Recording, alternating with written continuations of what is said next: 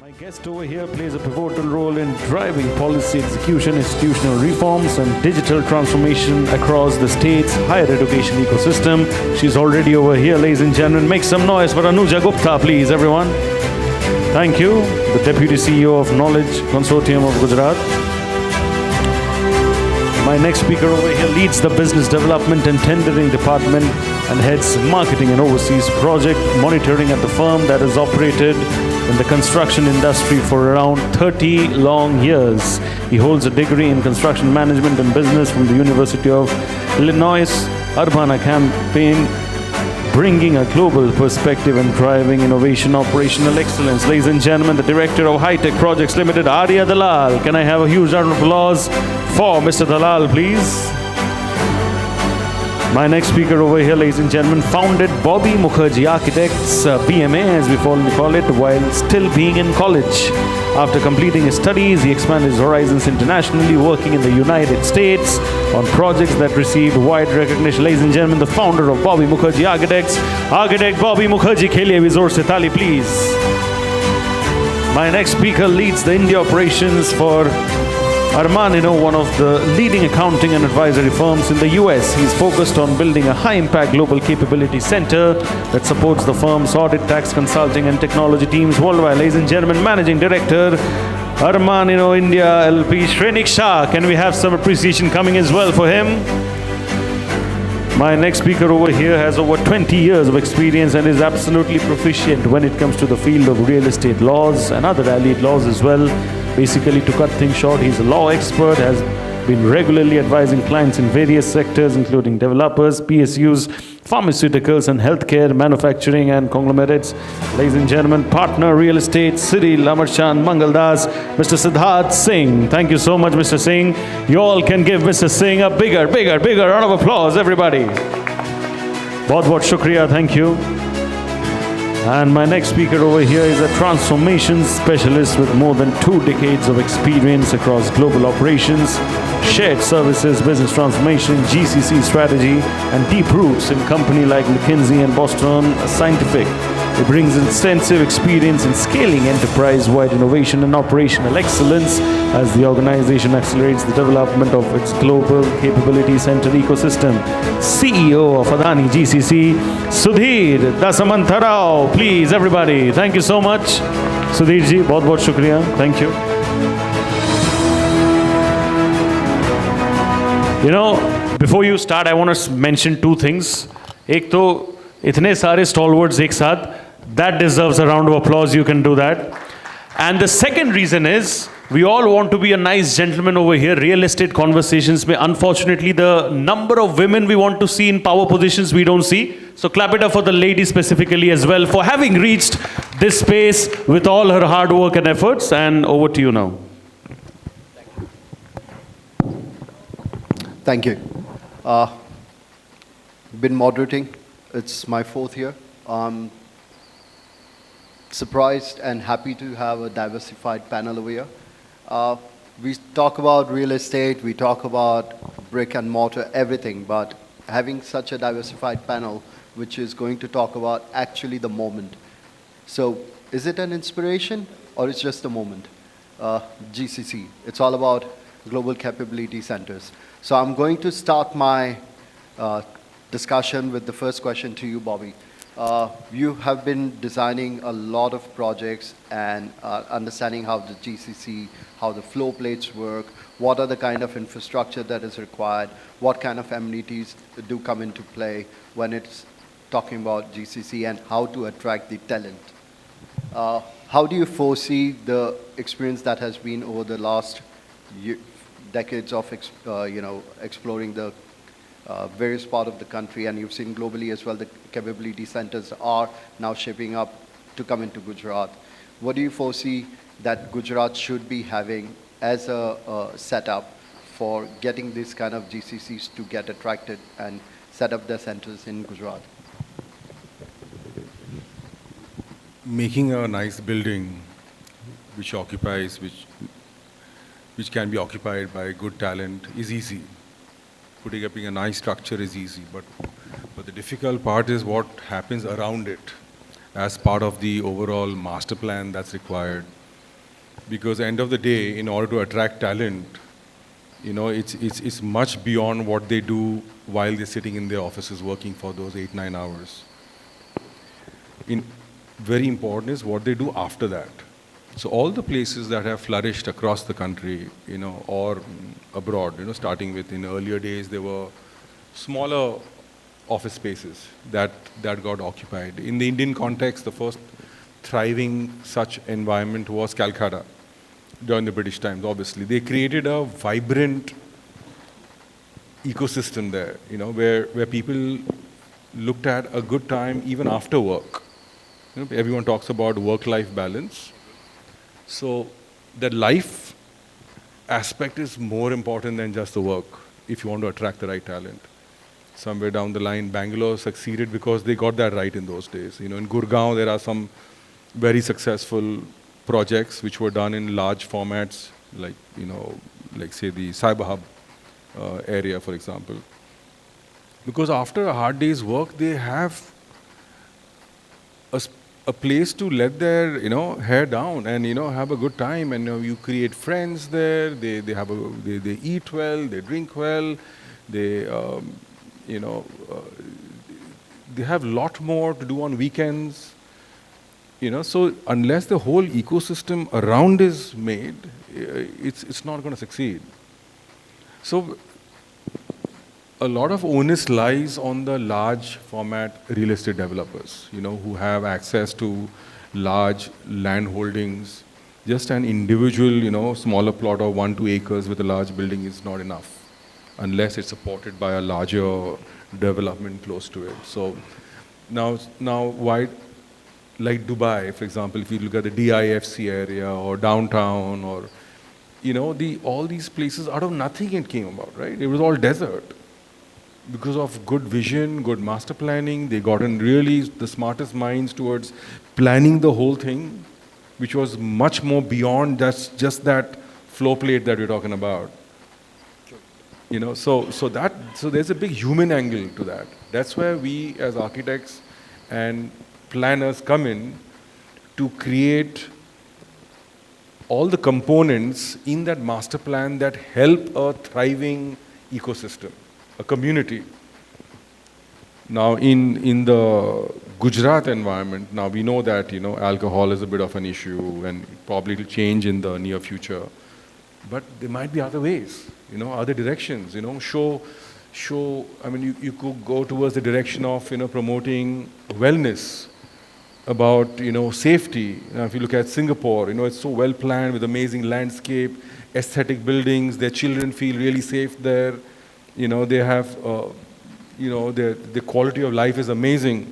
This one aspect that's missing is okay, but many other things can be created to cover up for that, So there are various possibilities. So it requires a bigger vision by all the stakeholders, starting with a large format developer and of course the policymakers and the government, and they play an important role. Then we come in as an architect to make that into reality. A reality. Yeah. So taking the cue from Bobby, I would direct my question to you, Sudhir and Shrenik. You guys already have a setup of GCC. Talent is one of the things that is major kind of a concern, and also maintaining the attrition level and finding the right kind of talent to keep them entertained.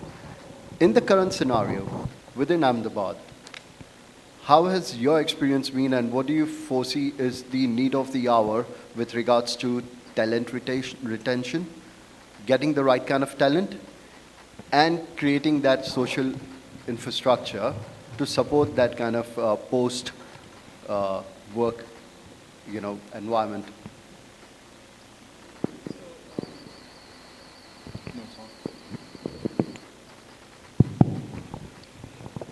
To your question, this is what I keep on learning from the nature.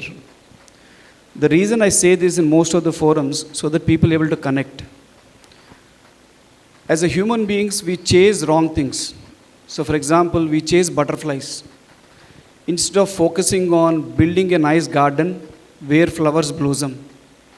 When you create a garden with flowers, butterflies will automatically come. In that line, I see in Gujarat, a lot of that thinking has already started. So on that note, it's a great appreciation for the ecosystem, the focus on the government, and a lot of industries to trying to do that. One, starting with that note, and it is also not appropriate to compare each of these journeys, and when it comes to GCCs, people tend to compare with Bangalore and Hyderabad. Bangalore and Hyderabad should not be compared is because they have a great advantage of 25 years of head start. Now, most of these places, especially in Gujarat, where recently 4 months back I moved from Gurgaon to here, I see the quality of air is too good. For a human life, the quality of air is essential. The kind of infrastructure what I see is fantastic. So I think from a talent point of view, how are you focusing on building? And to Bobby's point is not just putting a structure together. How are you creating the ecosystem of where you have enough leadership willing to come to Gujarat? People at an entry level, yeah, there are a lot of universities ecosystem exists, but how are you tapping into that ecosystem? What is the visibility you are giving from an industry point of view to that young generation? What kind of startup ecosystem are you creating? So it is not one element which will make the start point of GCC. And I lead the largest GCC, and this is a very unique GCC existed in the world, because I serve 26 businesses, complex industries, which is very unique. Now the point is that if most of the organizations want to open GCCs, only simply about the cost or a capability is not enough. You have to look at the capacity and the convenience as well. So these elements really matters in terms of how do you really attract the right talent? How do you also build the talent into this scaling of these GCCs? Thank you. Shrenik. So I completely agree with what Bobby said about the human element. And just to give you a background, like I started 2 GCCs in the period of last 10 years, as you know, Ravin. So the first phase and the second phase, I can see the difference. In the first, my prior firm, it took me 5 years to reach up to 100. And my second, Armanino, it took me 5 months to scale up to 100. Of course, the experience plays a part, but to your question, whether there is a dearth of talent, I believe no. But yes, there are challenges in certain areas. So let's talk, because this is a real estate team here. So I would like to start with the space problem. Like what is, so when GCCs as a customer look out for any new space or any new place to begin their business, they do not start from square footage. Their first lookout is for space. And when I spell out for space, S stands for scalability, C stands for connectivity, I'm sorry, P stands for plug and play, readiness, like whether we can, how quickly we can start. That's very important.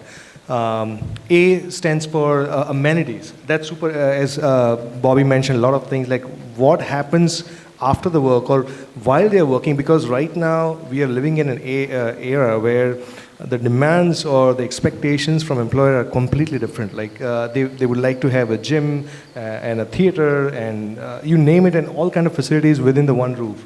And we have a space, talking about, we have a location in Hyderabad as well, where they have the huge training space, they have a huge theater there, on the terrace they have squash and tennis and cricket and everything, you name it and they have it. So the demands, the expectations are changing. Are we living up to that speed or not in terms of that? So that's a big question that we have to answer, and that next 5 years is going to be very crucial for Gujarat and especially for Ahmedabad. The next thing is C is for connectivity. Like we do have metros, but do we have enough connectivity to that? Are they metro? actually catering to the kind of connectivity that we need? I mean, we can do the surveys, like how many percentage of people on each offices are using metros. If I have the stats because I have 2 different locations, I do have the stats. In Hyderabad, it's like 40% of my team uses metro. In Ahmedabad, there is only 1 person who is using BRTS. Out of the 200 people that I have, 300 people I have. So that's the biggest difference. And the last one is the E, that is the eco-friendliness. Now, Armanino, talking about Armanino, we are also certified B Corporation. So not just having enough space and enough height and light and things like that, but we also want to make sure that we are building eco-friendly spaces.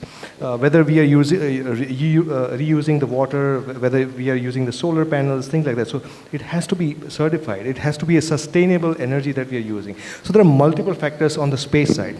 Coming to the talent point of view, I think we had a pre-session discussion with all the jury, all the panelists here. But I think when we do have the talent, but when it comes to scalability, there is a challenge. Like especially for the niche jobs, we do face a challenge. We have to bring people from other states or other parts of the country, and that's when we face a challenge because that automatically comes with high attrition. Because if the people are not from local, they have problems with their lifestyles, they have problems with the weather, they have family problems, they have health issues and all that. Because it's all about, we are dealing with humans, not machines. It's easy to set up a factory in any part of the country, but it's not easy to set up a GCC with human beings in any part of the country. So that is a challenge, without a doubt.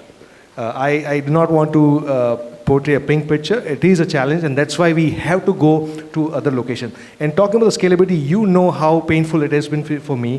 Within staying in Ahmedabad, I have to have 4 offices. And 4 different locations. 4 different locations. Different projects. So scalability is an issue. So that's my take on that. Taking the cue from talent. Most of you would not know, but we have Anujaji over here, who is part of the education system of Gujarat, representing the gap that has been seen of getting the right kind of talent, and the way people are still having a belief that talent is only available outside the state. That's where I would want you to educate people in this forum, as well as on this panel, how Gujarat government is well equipped and can bridge that gap. Thank you so much. I'm here for problem solving. We, Bharat, we are a startup nation. We are a space superpower. We are the voice of South. Entire world has reposed faith in us, Gujarat. And Dakhla Rite, for instance, the World Police and Fire Games, the Commonwealth Games, fingers crossed, the Olympics. Everything will be coming here to Ahmedabad, right outside our door. Why this is happening? So, to answer all of their points and cues which were here prior to the mic was given to me, so there are 4 verticals that I'll quickly talk about: people, place, policy, and problem solving. Let me start with the people first. So talking about people, I represent here KCG, that is Knowledge Consortium of Gujarat, a society by the Department of Education, Government of Gujarat. I represent the voice of more than 5 lakh students, graduates from Gujarat, who are willing to work in Gujarat, given an opportunity and training. I represent alumni of more than 2,000 institutions. So when I say that, I come to the P, problem solving. If specifically they have a requirement, if the industry has a requirement that I want BE civil engineers who play tabla very well and who have completed a course in AI and machine learning from IIT Kanpur.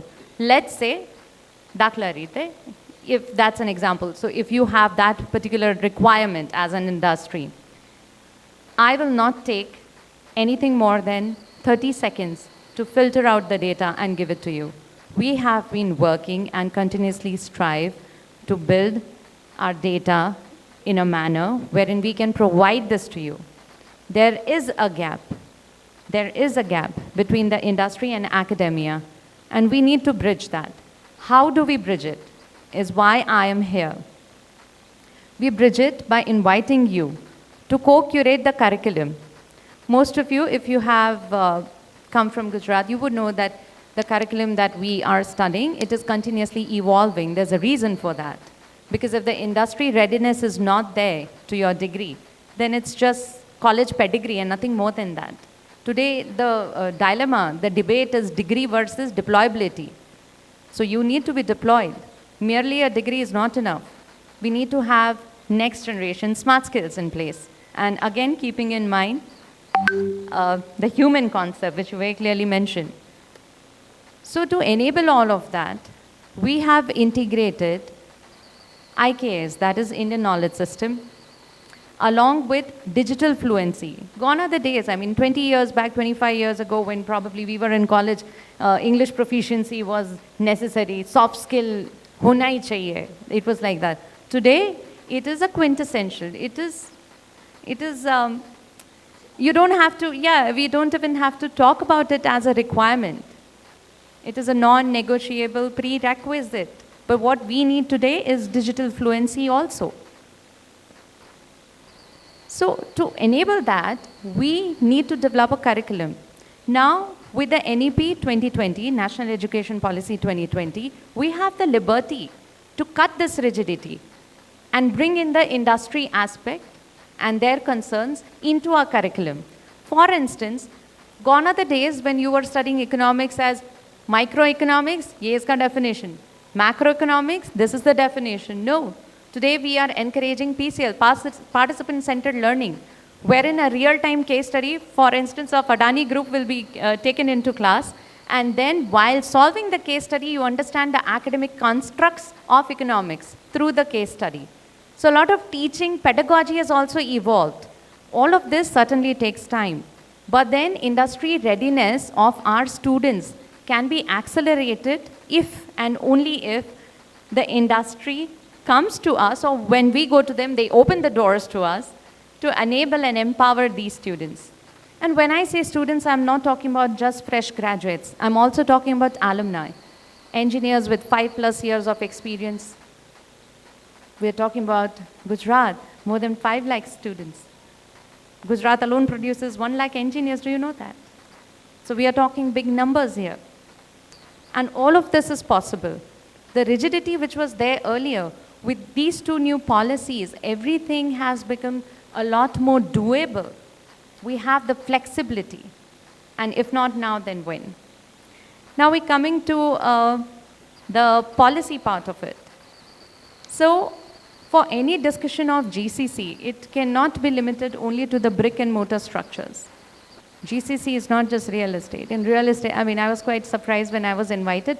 Twice I had to confirm, are you sure you are inviting me? Because I'm not from the realty world. They said, no, we are inviting you. And that was a very big change that I have seen. Because here, probably I take it for granted that all of you are more keen about land appreciation, whereas I am more keen about my value appreciation for my students and creation of opportunities for students.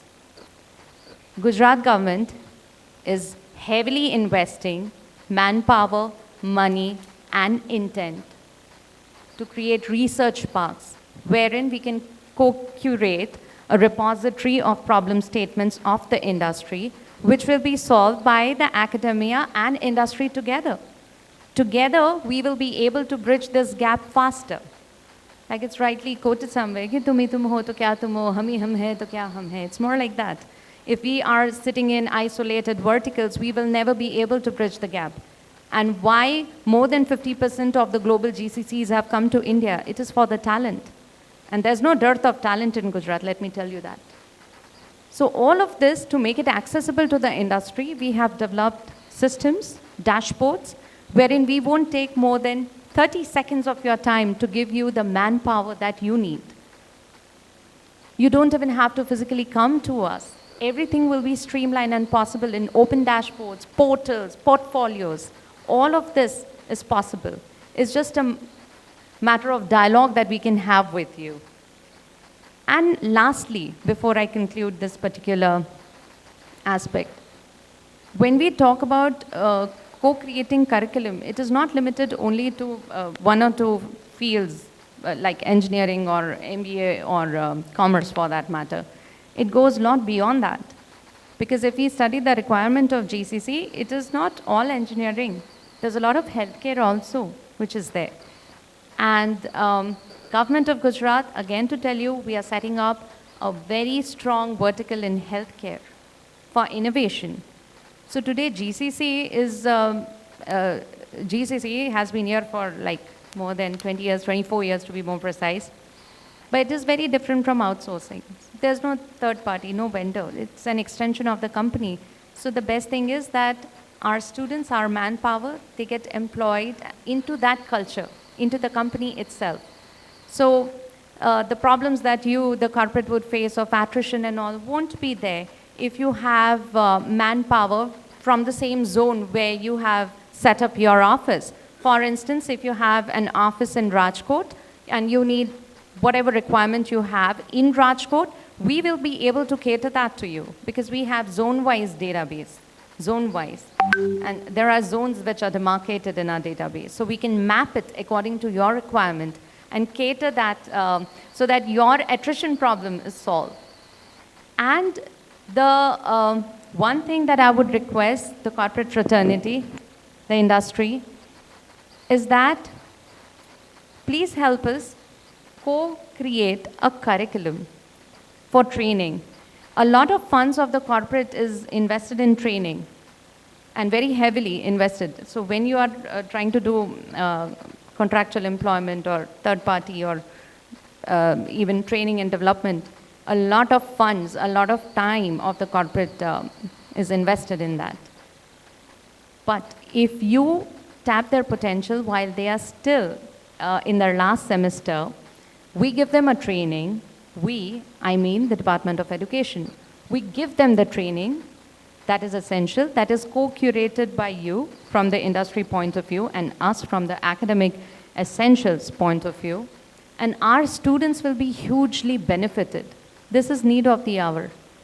While talking this, there's no luxury component attached to it. It is need of the hour. It's just that we are speaking it out loud today.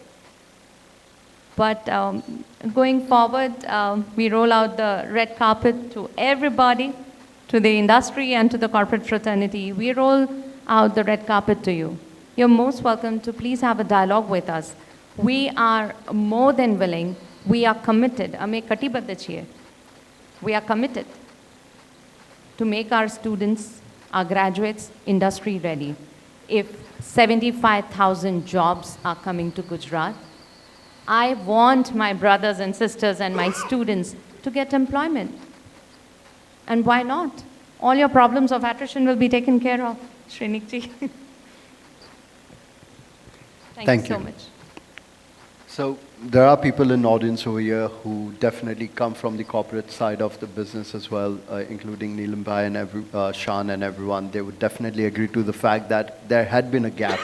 And that's one of the reasons, Siddharth, my next question to you. You have been part of bringing in a lot of real estate developers to the clients who are wanting to set up their offices in Gujarat, and now the GCC, the in thing is also being considered by many companies that are looking at Gujarat. What has been your kind of understanding as to what are the key requirements when it comes to setting up a GCC, the talent part which was there, and that's one of the reasons we have Anujaji here to talk about that gap has been filled up. What are the other things that come into forefront when any company is looking at setting up their GCC?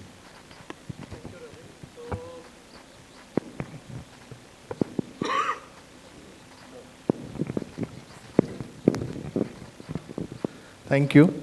So, Ravin, as you rightly said that, we As a pan-India law firm, we lead and help a lot of corporates, multinational companies to set up GCC, and we have a industry-leading practice to do that, and we are proud of setting up many large GCCs in India. Having said that, many times what I hear from people around for Gujarat or Ahmedabad especially, that everything draws up to a cost, that, Ahmedabad sastu che, or Ahmedabad is, cost of living is less. But when I feel that a GCC, when it's moving to India, at a global level, they have taken a decision that we are moving to India. So from their side or their perspective, the cost element is already taken into consideration. Now, whether it is Ahmedabad, Bangalore or Hyderabad, the cost is not that much of a difference because they have decided the global. But when, earlier it was like that we used to get just mandates of, if I am a real estate partner, will be diligence. If my employment partner will do a employment advisory. But nowadays we also get, before they are thinking, they are asking for a memo, where they are asking for advisory state-wise. That, if you have this X state, Y state, Z state, tell us what kind of, licenses would be required to be obtained, what are the operational challenges. And why I'm mentioning the licenses in particular, because I see the GCC policy which has been, announced by Gujarat government also captures a very important and unique point, is that we are not only focused on IT or technology. We are also very much focused on R&D, manufacturing, innovation, deep tech, and obviously when we talk about Gift City, also the banking finance sector. So we are offering, industry a well spread. So when it is a greenfield project, see, we are discussing two parts. One is a grade A office. There is a separate requirement, as Shrenik also mentioned, Sudhir also mentioned, and there is a greenfield thing where there is an industry talking about it, and it's, as Anujaji rightly mentioned, that many times it is extension of the same company. So in Gujarat, when we proudly say that we have a lot of multinational companies having their world-class manufacturing plants already there, but when it comes to setting of GCC, and I was happy to hear from Sudhir that, while GCC is a word, but what is a talk behind it, and it's good to know that it's not just GCC, there is a lot of, intricacies involved, and as rightly said, that non-negotiable, if I say the industry would ask, if they are thinking of Gujarat or Ahmedabad particular, is one aspect which all touched upon before me was about talent. So, of course, while Anuja rightly offered, and I think I appreciate that there is certainly a gap in understanding of we as a, where we are not aware. If there is a system so efficient, so the industry question that, how good is the talent, what is the retention available, do we need to look out, and how would we migrate people, can be answered if the system is so, helpful. Of course, it should be explored by all concerned people who are helping such GCC. Second, of course, is when they want to know the execution, timelines, whether it is an office space, whether it is a, an industrial facility, they would want to know that here is a developer, who have done the diligence, but can you comment that what is the execution timelines in your experience, whether it would be completed on timelines, whether there are any uncertainties which follow that, abhi ye license nahi mila hai, ya, abhi ye, there is no pollution, the environment clearance is not coming. Few iconic buildings were stuck for good 1 year, if I see in Ahmedabad. And last, of course, is about regulatory, which is the main thing, because a cost is a thing which a company can still bear and take a call where you help as an expert. But if there is any regulatory uncertainty, they are obviously it raises a big red flag. And that comes in a way where there are different interpretations that whether fire NOC will apply or not, what is different. So having said that, what I feel is that government has been actively working, therefore there is a policy is there. As Anuja rightly mentioned, we have world-class education institutions already in Ahmedabad, across Gujarat, which have been, sorry to use word producing, but having students which are having qualified. She rightly raises a point about industry readiness, and what I hear from my clients including some specialized sectors, they have been offering vocational training, or they have been setting up and helping the government because they need such talent.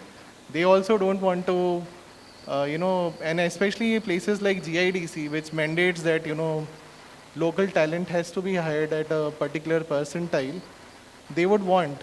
And as you just read in newspaper yesterday, that for the pay guest, there is a policy which is coming. So these are some issues which, keep on coming back to us again and again. But all in all, what we see that the shift is happening, and shift is happening for good, where they would want, Ahmedabad, and they have been considering, and we have been helping a lot of our clients. Of course, winner takes it all, as it says. So I'm hopeful that we all together, as we have the vibrant fellow, we all together as a Gujarat can help such industries. More and more clarification can be given from time to time. So there is no uncertainty to any company coming, and they know that this is 1, 2, 3, 4, and my office or my GCC or my R&D center would be up and running. So that is from me. Thanks for mentioning the industry readiness part. There's one point that I would like to add here. I don't have the approval to give the name of the company, but all of you would be glad to know that with the right talent acquisition partner, see, we play a very big role here. With the right talent acquisition partner, from concept to commission, it takes less than 4 months to get a team of 100 up and running. And we are doing that. It's a case study, a benchmark that we are creating. We are 27 days away from the 4-month target that was given to us. And very soon you would know that within 4 months, concept to commission, with 100 talent acquired on board, on the roll, it's possible to do. That's news. Nobody would have believed that. Yes. So there's a lot happening, but not everything is advertised or spoken about. So unless we have forums like this, so thanks to Realty Plus that you have extended this forum. Thank you, Sapna. Coming to talent, talking about the bylaws and the infrastructure, my question to you, Arya, you've heard from the horse's mouth, getting the right kind of a project, getting the grade A assets, getting the kind of delivery and the timelines.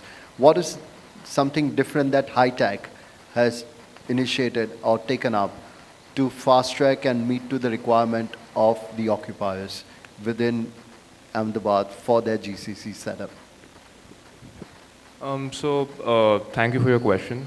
It's a really great achievement for my company that over the last 30 years, we have delivered more than 100 projects in the commercial sector, the residential sector, the institutional sector, as well as the industrial sector. And we have always been, as my company's name is High Tech, we've always tried to adapt the latest technology possible. So to give you an example, in Gift City, in one of our first projects, we were the first company in Gujarat to get a boom placer, a self-climbing boom placer. So that's one example. We were one of the first companies to get a self-climbing safety screen as well. Since you mentioned technology, it's really interesting for me because I'm a huge fan of AI. I was introduced to ChatGPT in probably my second year of college. And I've seen that the technology has evolved and gotten better every 6 months. And I've seen people who move in early have the advantage. So in the starting of this year, I hired a tech company from Mumbai to help us, integrate AI into our systems. And it has been really helpful. So to start, I'll give you an example of Microsoft. So we have the Microsoft 365 suite in our company where we run finance through Microsoft Dynamics. You have the Outlook and SharePoint for data. And now we also have the Copilot Enterprise version, which basically means every time an engineer, a supervisor, or even a project manager is prompting something into the chat, the data is not being shared with anyone else. That's the enterprise protection. So we've had workshops, we've had training sessions where you show how a prompt is written, how a prompt is engineered, and what are the different kind of outputs. Another key and important note is the reliability. Well, you cannot 100% rely on the answer AI is giving you. If you do that, it becomes a liability. So to solve that, we have given a human interface as well. Like, you are not 100% relying on AI, or you're not 100% relying on the data given by AI. You're just proof checking it. So you always have, that some margin of error, which has to be fact checked, and the final approval is still being given by a human, right? Another use case is we are building apps through Cloud Code. So in our ERP, you can take an example of execution. So we are managing 25 projects right now, and it's a mess because I am in 50 odd group chats, right? In every group chat, you have daily labor reports, you have daily progress reports, and it's a clutter, basically. What I'm building right now is an execution tool where you have something called a last planner system, where it's basically breaking down a macro monthly schedule into a weekly schedule, and that is broken down into a daily schedule. My project manager can assign, what engineer is responsible for what task. My AI agent is basically, so on Cloud Code, I'm building an app where I could see all of this in a centralized way. I can monitor my projects more efficiently. I could even see what kind of problems I might face in the future due to some kind of problem. It could be a human problem, it could be a technical problem. So I think as an early mover in this AI space, I'm expecting great results. So far, we have integrated AI into our tendering department. I would say my turnaround time for a tender has reduced by 50% now, so it's increasing my bidding capacity. So that's my first deliverable outcome, I would say, from technology. And other than that, you obviously have China, who is the greatest innovator in AI robotics in construction as well. So I'm planning a visit to Shanghai pretty soon, and hopefully, trying to bring some kind of robotics also into the picture. Great. Bobby, it's a question for everyone, because taking the consideration of the time, I won't go past the time that's been set. AI is the way forward in construction industry. Arya has already started implementing that. How do you foresee that's going to benefit in designing the state-of-the-art, offices to cater to the requirements that are coming in for all kind of industries, including GCCs, CPA firms, educational institutes that are also looking at AI? How do you foresee your contribution and your way of implementing AI in designing these kind of offices? It's just not about offices, it's about our profession in general. Agree. It's greatly improved the speed with which we are able to give deliverables. That's where the time comes down, but there are still certain limitations. In the initial stages of design, it's been pretty helpful, but when it comes to the other half, where you're talking about construction documents, detailing, it's still to evolve. Too earlier, yeah. Yeah, it's still, it will happen. It will happen. It has greatly reduced timeline, so it's now creeping into that aspect as well. So down the line, what's going to happen is that AI helps you get in the resources which the best minds in the world might have already done before. So it already has the knowledge, as to what all components to put inside towards making that project more efficient, more aesthetic, more tasteful, more functional. It is able to figure out that level of analyzing the requirement and coming up and with stuff. But then Yeah, we still have I think probably another 4 or 5 years before everything is getting. And in terms of a profession,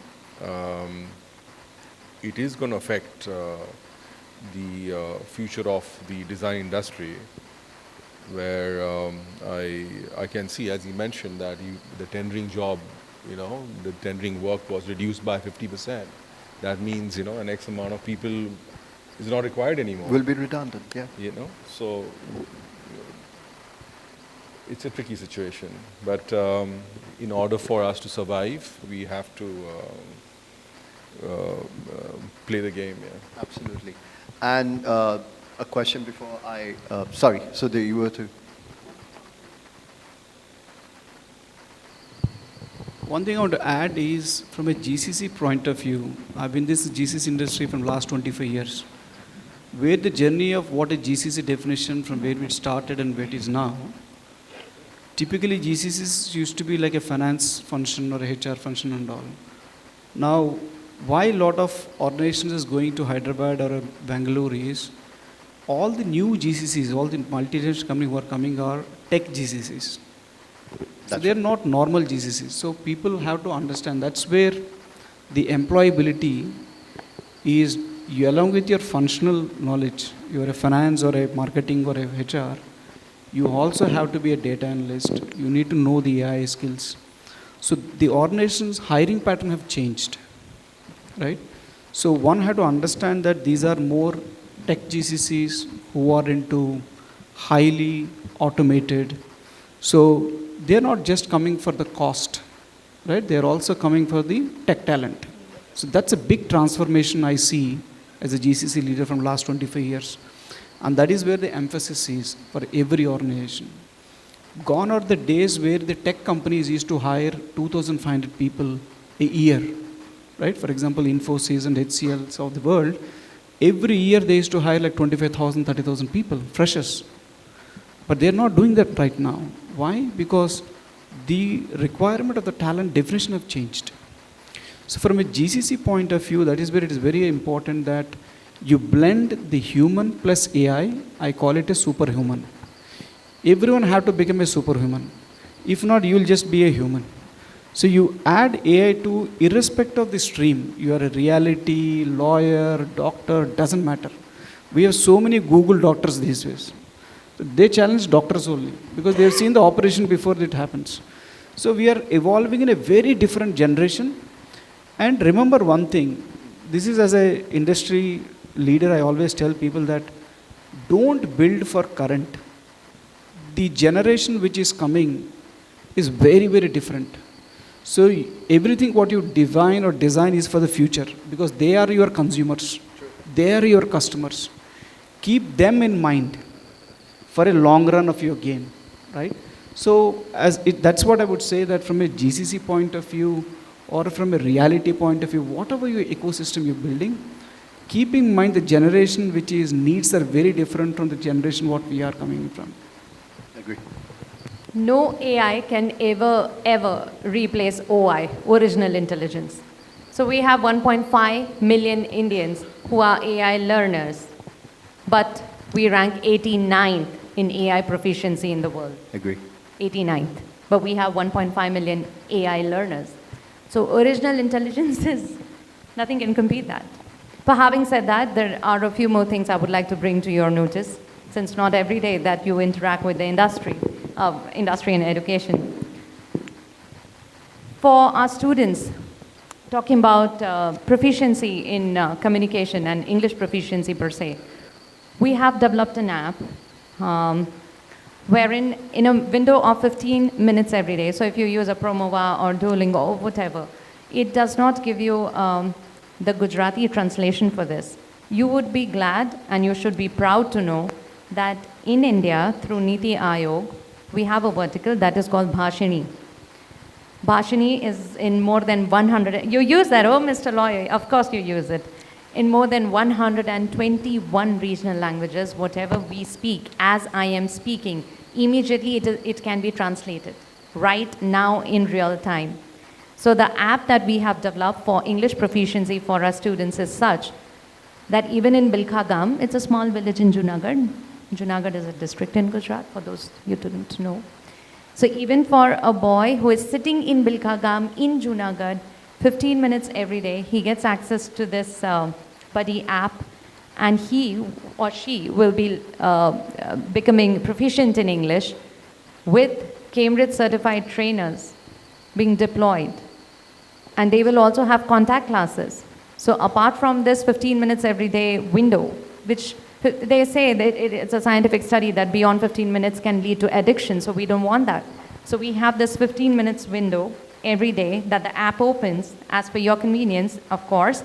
But today you have half an hour, so I will sit for half an hour. It doesn't work like that. Once you open 15 minutes, it will be gone.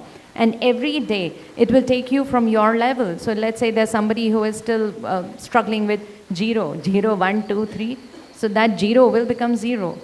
So the struggle, whatever struggle they have at whatever level, let's say I want to speak better, maybe like Shashi Tharoor. So from my level, I will be aligned to a better path. From 0 to 0, from my level to another path.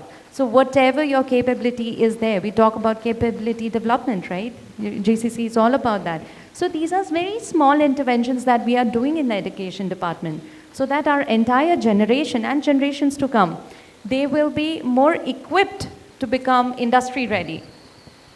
Another instance I would give you is in terms of how we are using AI to simplify the processes for our students. Probably you people in the industry and the corporate fraternity, I belong to your fraternity earlier. So yeah, we have to type, feed in data, get the answer. Our students, through the JICAS portal, they don't even have to type. They just go online. I have this percentage. In Gujarati, you can say, you can speak in any language, so Gujarati or English, you just say, I have this much percentage. Now, can you tell me, Mr. Computer, that which colleges can I apply to? All right. Okay, LD college, can I apply? All right. Which stream will I get? Okay, apply in LD college. You just speak and it's done. This is happening today. It's not something that is futuristic. All of this is already happening. Our students don't even have to type. Everything, it's just a talk that they do with a computer. So we have deployed AI, but not that we are subservient to AI, but AI is a servant to us. Let that be a servant to us and making our life easy. So that's how the education department is doing a lot of intervention to make things easy for students. And JICAS is one such example, and Buddy app for proficiency in language, because I understand the industry always has this problem, by and large, when I have an interaction, that language proficiency problem hai, madam. So yeah, we are working at it and in a very foolproof manner. And you will see the results, and very promising results. I just wanted to share that. Thank you, thank you. It has been insightful. We're already running out of time, so any last one-line sentences from each one of you after this interactive and educative session that all the panelists shared their views on, and especially learning how Gujarat government has the education system in place for us to get the right kind of talent. Starting from you, Bobby, just one line takeaway from this session. So it's line for all the stakeholders who want to make this happen, that it's all doable. There has to be the human angle that needs to be put into the planning process, and everything will fall into place. It's just not brick and mortar. There's a lot more to it. And if that realization dawns upon all the entire ecosystem, right, it'll automatically fall into place, because there's so many successful such examples that has been seen throughout history. It's very easy to replicate it. It's just, you just need the will. I think in one line, in the interest of time, I just want to be short and sweet. I think to make sure that we see Gujarat at a different level in next couple of years or next 5 years, I think it's a collective and individual responsibility. Everybody has to play its role, whether it is the real estate, whether it is the education ministry or the government or the academia or the GCCs. Everybody has to play their role in an apt way. And that will make our state proud, our country proud, and that will create a lot of opportunities for everybody. Hi, so I would like to say that in terms of the performance, and we have the recent one which Gujarat has proved to the world, is semiconductor industry, whether it Sanand, Dholera, Surat, and it has proved that world-class facilities can come up and inaugurated and completed in record time. Now, when it comes to GCC, we often listen to the words called fast-track approval, single window system. But what I have been hearing, and maybe the experience is what I have worked on matters, that while it is a single approval system, but then they are directed to different departments to license, to work around.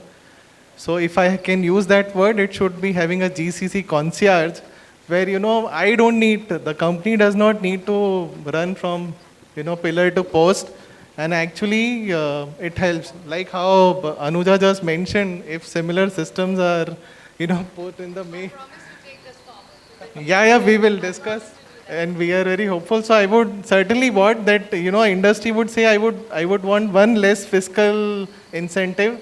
But if this works on ground, nothing like it. And also for the developers, I would say both way, end users and developers. If developers are also facilitated, that if he declares that I am making this for GCC, then it should go on. Thank you. Thank you. I think one last word I would add. I know we are already running late. I would always say that GCC is a combination of 5 key elements: the cost, capability, capacity, convenience, and the confidence which the government is giving. So with that, thank you very much. I personally believe that Ahmedabad has a great ecosystem. You have great developers with great concepts, great ideas. Even my fellow competitors who are into the construction line, they are also adopting the latest quality and safety standards. You have Mundra, you have Jamnagar, you have Dholera as an SIR region. So it is going to attract a lot of investors and probably a lot of capital. I think we lack a bit on hospitality because we are a dry state. But a good initiative taken by GIFT City to, legalize it a little bit, probably. I beg to differ. We don't lack in hospitality. Garvi Gujarat, we don't lack in hospitality at all. Dry state or wet state or whatever, we don't lack in hospitality at all. And one thing I would just like to, take from your cue, if at all and if whenever the GCC concierge is set up, all the credit has to go to this forum. Because this idea came when you have just mentioned that this is need of the hour, and when that happens, you need to take back to this day, this moment, and this 5:30 that, it was then that this was decided. So all the best. Thank you. Thank you, everyone. Thank you for being here. Thank you, all the panelists. Thank you, Realty Plus, as always, for making me a part of this event. Thank you, guys. Thank you so much, Mr. Bhojani. Thank you so much to all of you. I'll request all of you to please remain on stage. And if you all can please give them a bigger round of applause, that would be really, really appreciated. Thank you. I'm going to be calling up on stage Mr. Manish Shah, who's the esteemed MD of Omega Engineers, to please come up on stage and give all of them the token of appreciation. Please clap and appreciate Mr. Shah as well as he makes his way to the stage. Thank you. You can start giving from here.